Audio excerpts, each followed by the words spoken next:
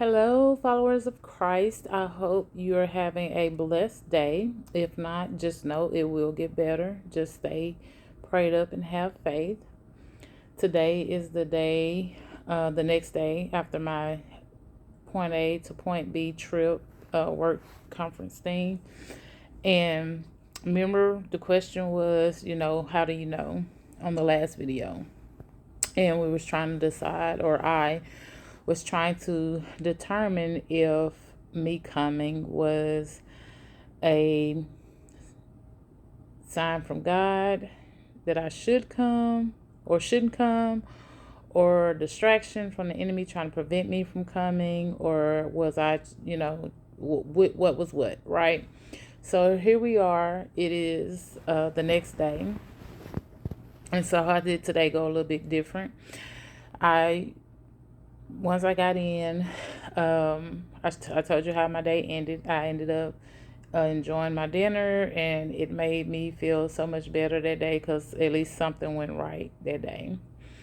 Um, I did get into my word, and then I went to sleep, and I was like thinking I was not gonna be,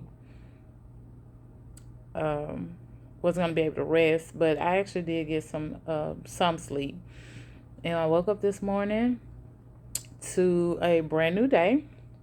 Went to the conference, went to the meetings, actually ended up meeting somebody who is new in their position, and they kind of started the same way I did, start off with this new job, new opportunity, and they are having to do a overhaul of the, not the employees, but the software and stuff.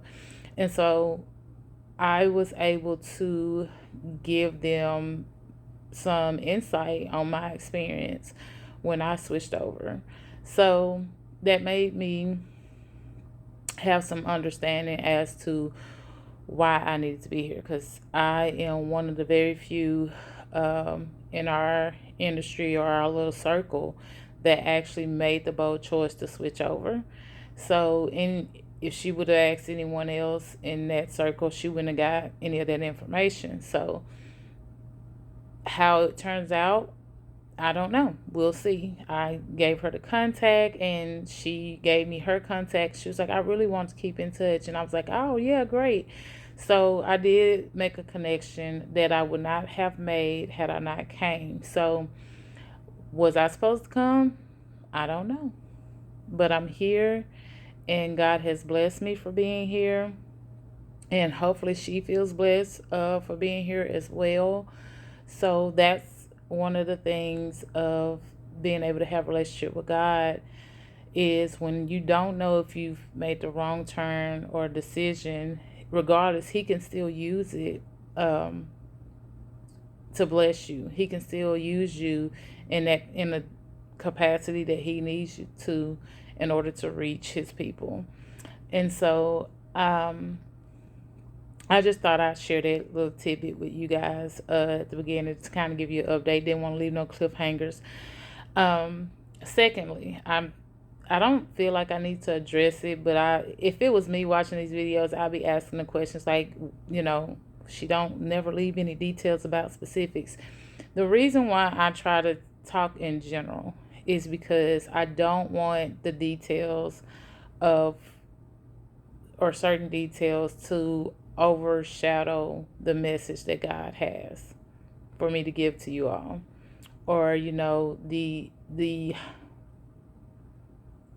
significance of the posting. So I will sometimes skip over things, chop off, or end the conversation if I feel like I'm straying away too far.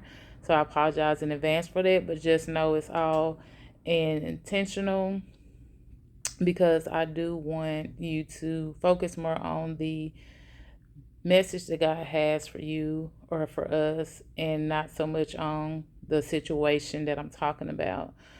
So, today we're going to get into the conversation of embracing change. So, change can show up in many, many forms. A lot of people think that change has to be drastic, um, it has to be something of a magnificent gratitude to be meaningful. But I'm here to tell you that's not always the case. Sometimes a small change can be a major alteration. And so, what do I mean by that? So, like, for example, um, you ever rearrange your room? You've been in your room and, like I said, your bedroom, office room, living room, dorm room, it doesn't matter. You're sitting there and you just want to change. Something needs to be somewhere else. And you want to be a big change. You want to be able to know the difference, but sometimes you don't have the capacity to make major changes. For example, in a dorm, you can't really just decide you're going to move your bed by the window if you have a dorm mate. Or the bed may be bolted to the ground, so you can't move it. Same thing with the shelving and things. So you change, the things you have control over. So, in other words, you might move your study area to um, from one corner to the next corner. Or you may move your reading lamp from the right side of the bed to the left side of your bed. Those type of things. And it may not seem like a big difference until you realize, you know what? I actually get more lighting when I move it to the left side because it's reflecting off the mirror. It brightens up the room and gives this nice little reading, halo. Um, and the reason why I'm bringing this up is because I went to the doctor for one of my follow ups and I had a significant change in my weight loss. And my doctor, which I went to a specialist for that, but anyway, my doctor made the comment about my BMI.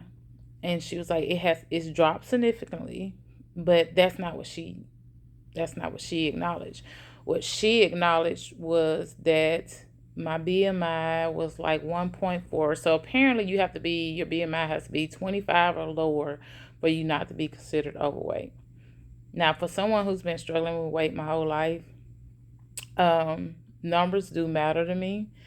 And it's also important for me to be able to know that I'm on the right track that they're wanting me on health wise, because that's the end goal, is to be healthy, longevity, so I can be around for my kids, to be there for my kids and my family.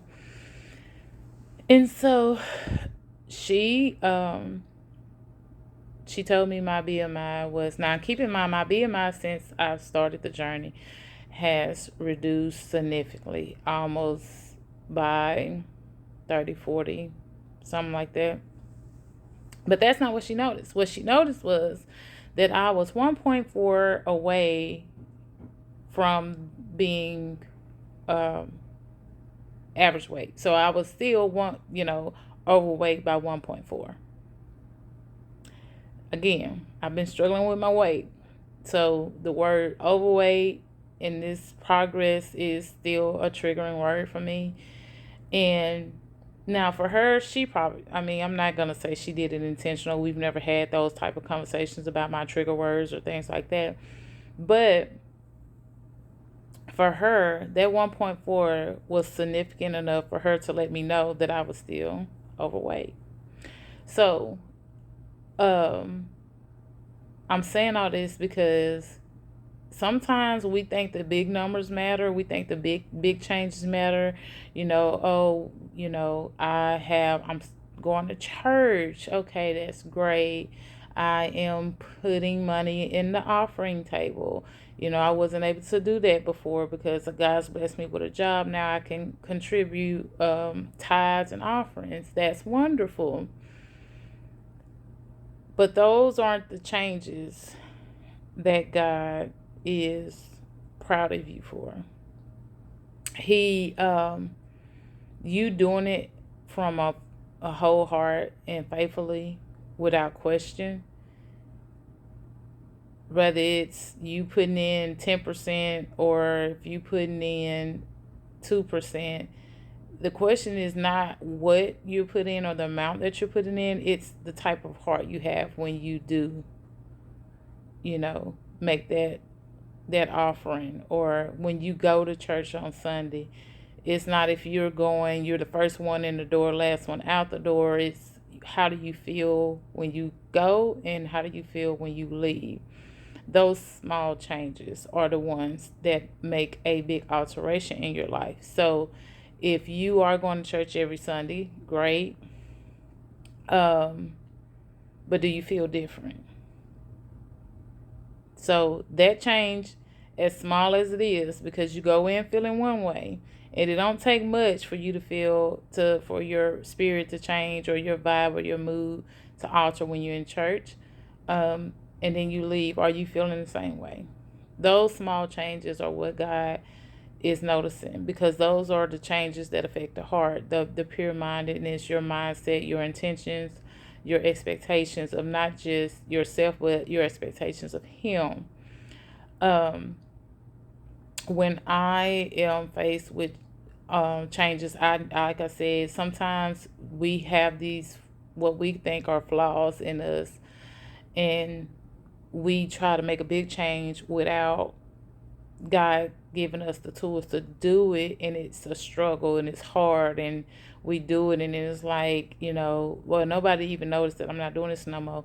But when you make the change and it's subtle and it's easy, it's effortless, because God has allowed it to be changed in you permanently, and you slowly notice it, or by the time someone notices it, it's been, weeks, months, years, and it's like, oh, well, I noticed you haven't did this. It's like, oh, I haven't did this in a while. It's like, oh, wow.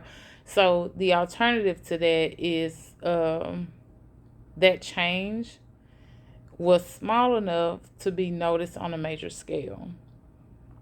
Let me give you another example. So if you are someone who prays, and you notice that you have a hard time getting through a prayer, like within a certain time frame, and then all of a sudden your prayers start changing, or you starting to see the effects of your change, and the only thing that you changed was the sincerity of your prayer. You started changing your prayers to being a automatic, regurgitation, to more of a heartfelt prayer. And then because of that, it may have been a shorter prayer, longer prayer, small change, but you notice that the response from God is different. Those are examples of change, small changes making big impacts. Um, it's just like when you take that little, if you drink singles, or if you've seen one, that little small amount of powder that you add to bottle of water or a cup of water, it makes a major change in the taste. It changes the color. It changes how quickly you drink the water. It can make a big significance, even though it's something so small. So don't get caught up in trying to do just a bunch of big stuff. Like, don't think the small things don't matter, because it do. And God noticed those just like He noticed everything else. Another example of a small change is, you may be a person who has never given before, other than tithes and offerings, or stuff, something like that. You give to your family members, and one day you decide to share your sandwich with someone at work. That can be, it's small to you. It's like, well, I wasn't gonna eat it anyway, and they seemed like they were hungry. Ooh, sorry. Um, so you just gave up something that you had no use for anyway. Well, to them, that could have been everything. It could have been their only meal of the day or the week. It could have been their confirmation that God hadn't forgot about them. You don't know the impact that small thing that you did could have on them. So don't dismiss the small things that you do. At the end of the day, that's what this is about. Don't dismiss the small things. They can make major impacts on the people that surround you, or that the people you connect with.